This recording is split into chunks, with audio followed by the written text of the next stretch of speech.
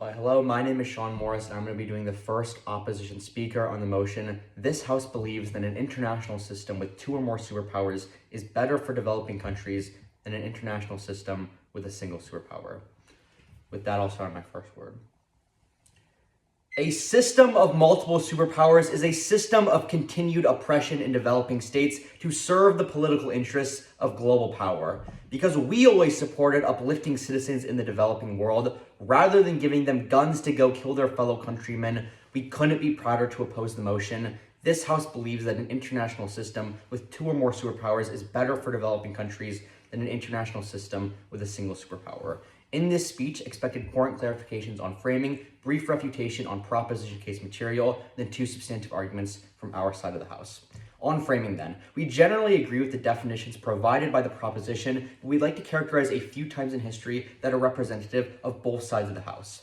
Firstly, a single superpower world is best characterized by the period of American hegemony following the collapse of the USSR in the 1990s, or the period of Pax Britannica, where the British Empire dominated following the conclusion of the Napoleonic Wars. Secondly, though, as for the proposition world, we think their side best resembles the two superpower dichotomy between the United States and the USSR during the Cold War.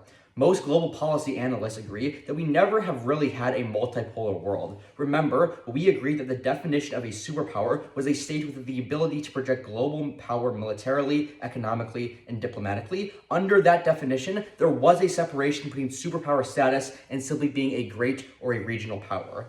With that being said, what did they tell you on their side of the House? Their first substantive argument was on the quality of foreign aid. This is going to clash well with our case material. Let's see who's generally going to solve for it best. Three responses here. Firstly, Impact turned this entire mechanism on corruption. Trying to outcompete another superpower for influence probably means that aid flows to corrupt governments with less restrictions. On their side, aid also doesn't even affect the majority of citizens because it's far more likely to look like weapons over welfare. But second response though, if you bought their analysis on accountability, this placed them in a double bind. In the same way that they tell you superpowers on their side will be hesitant for interventions, which by the way, empirically is not true, it also means that they will be hesitant to send aid to developing countries to avoid looking like they are making a move on the international stage. But third and final response then, if you bought none of that, we think that this argument on aid is non-unique at the point at which a single superpower also has incentives to aid the developing world. They want to appear optically good on the world stage or increase their own soft power and influence more broadly. But we'd also like to note the weighing here on foreign aid going into the rest of the round. We think that aid is the most direct way the international system touches the lives of people in the developing world more broadly. Whichever side of the House proves on either side, better quality of foreign aid should ultimately receive your ballot in this debate.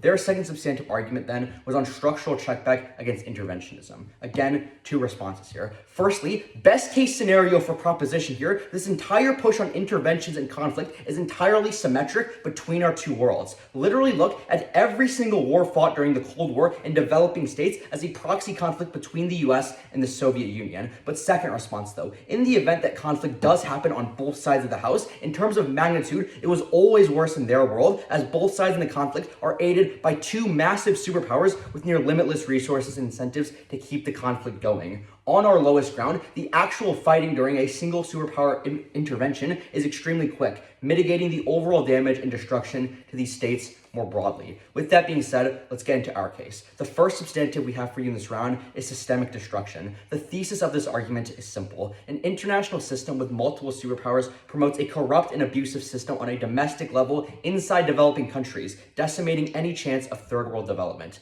A couple of layers of analysis substantiates this argument. Firstly, why is foreign aid comparatively more legitimate on our side of the House? A few mechanisms here. First, when two superpowers try to outcompete each other, they don't necessarily give more aid or better aid. Instead, they give it with less strings attached. This leads to an elite capture of aid where foreign support flows to corrupt government officials or private gentry, functionally disabling this aid from ever affecting the lives of the people in any meaningful sense. This ultimately entrenches authoritarian power. Think about how many times during the Cold War when the US propped up dictatorships in Latin America, in Asia, and in Africa, as long as they were anti-communist and Western aligned, that was never going to be good for the developing world on any meaningful level. Authoritarianism is literally promoted by these superpowers to prevent those more closely aligned with the opposing superpower from challenging the status quo in the nation. Keeping these authoritarian governments in power becomes literally vital to national security and an extension of foreign policy. Second mechanism here, though, foreign aid becomes weapons instead of welfare. This is because of a couple of reasons.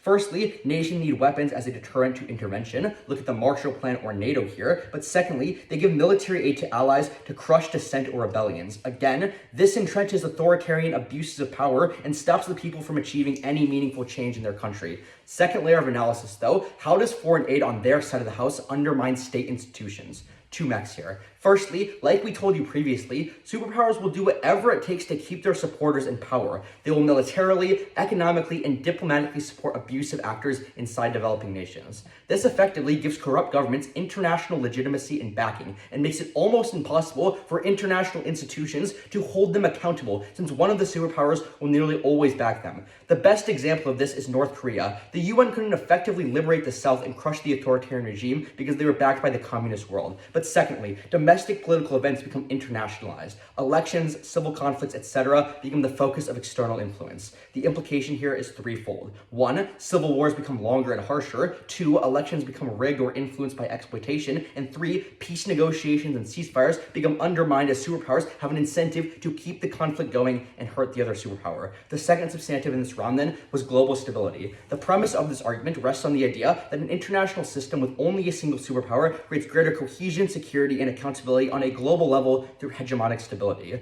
Just one layer of analysis here then. What is hegemonic stability, and why did it make our world comparatively more stable? Hegemonic stability theory posits that one global superpower, the hegemon, is empowered to act more decisively to enforce international laws and institutions, protect trade routes, and deter aggressive actors or combat terrorism through a forward-deployed military. This looks like American military presence around the globe that can act anywhere in the world without geopolitical deterrence to provide stability. On their side, there existed dangerous incentives for interventionism and imperialism. Multiple superpowers do things like overthrow democratically elected governments and install their own dictators. This looks like the CIA-backed coup of Iran or the installation of the Pinochet regime in Chile.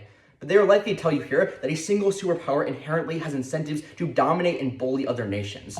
Assuming that precedent is true, on their side you have 2 times or more the amount of those states in their world. This is how you get things like proxy conflicts over resource risk or strategic regions. In terms of conflict, superpowers on their side are likely to prop up terrorists when they feel they are forced up against a wall of opposing the other superpower.